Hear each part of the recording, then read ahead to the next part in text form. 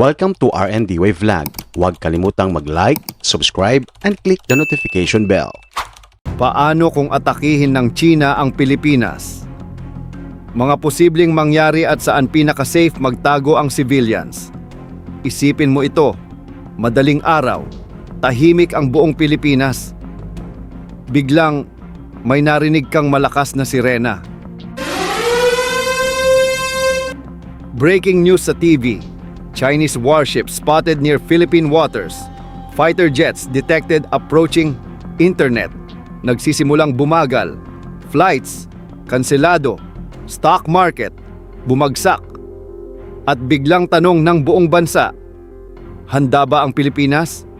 Pero mas mahalagang tanong, kung mangyari ito, saan ligtas ang mga sibilyan? Yan ang pag-uusapan natin. Ano ang posibleng mangyari kung atakihin ng China ang Pilipinas? Ano ang magiging epekto sa mga ordinaryong Pilipino? At saan ang pinaka-safe na lugar para sa civilians?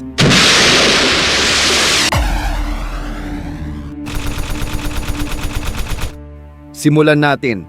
Kumusta mga tropa? Welcome back sa ating channel. Una sa lahat, real talk muna tayo. Hindi imposible, pero hindi rin madali.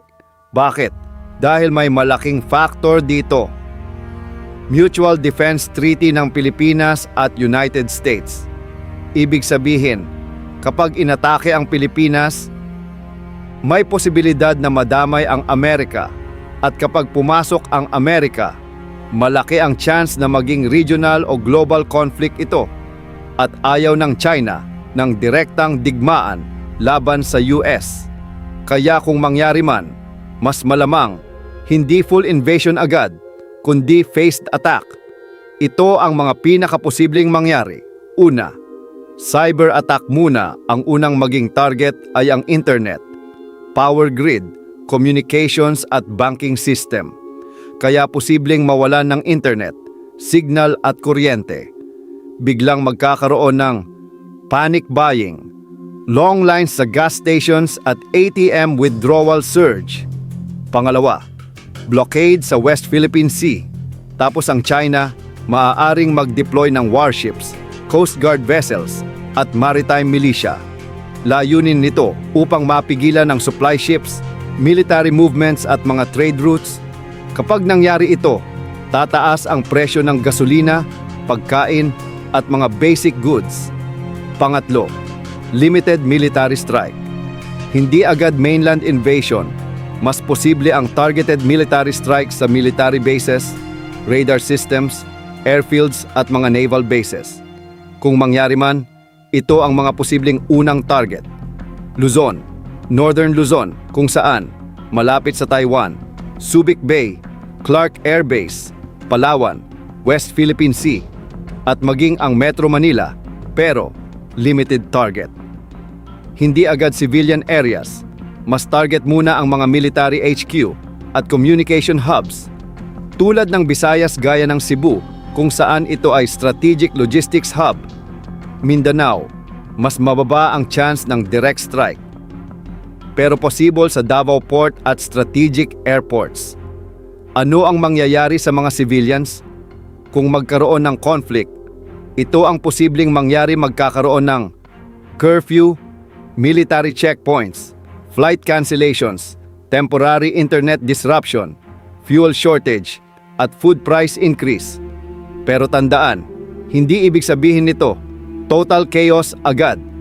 At ito ang magiging government priority: maintain order, protect civilians, and keep supply chains running. Saan pinaka-safe magtago ang civilians?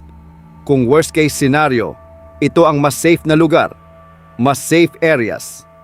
Una, rural areas tulad ng probinsya. Bakit? Hindi strategic targets, mas konti population, at mas madaling mag-survive. Examples: Northern Luzon rural towns, Mindanao rural provinces, at interior Visayas areas. Pangalawa, mountain areas. Advantages ng mountain areas ay malayo sa military targets.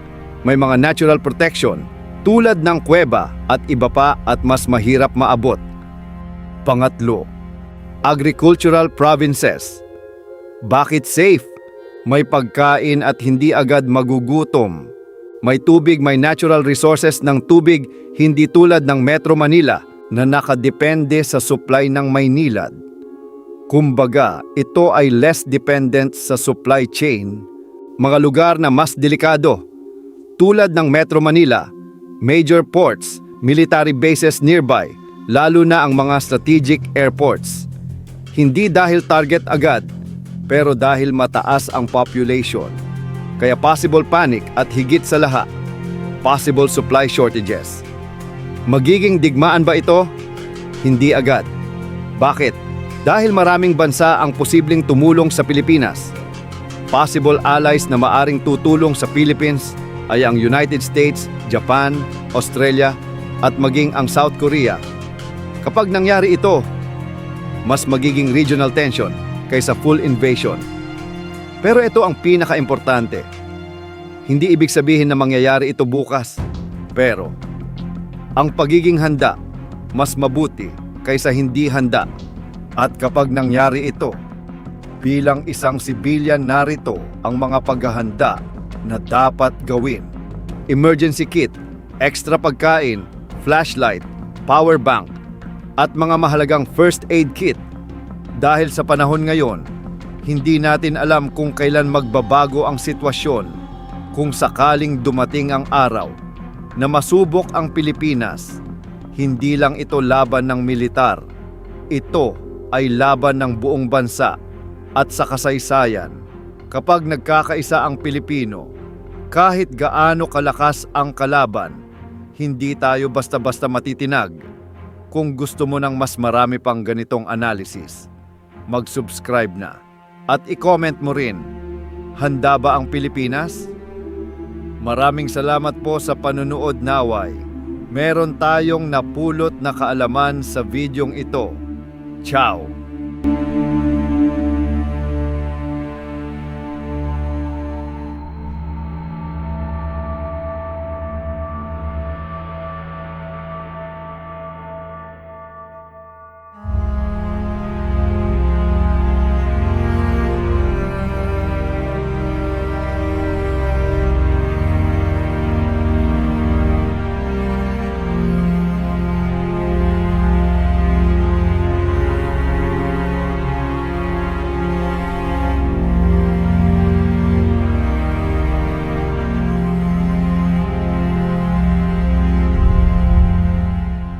Huwag kalimutang mag-like, subscribe, and click the notification bell.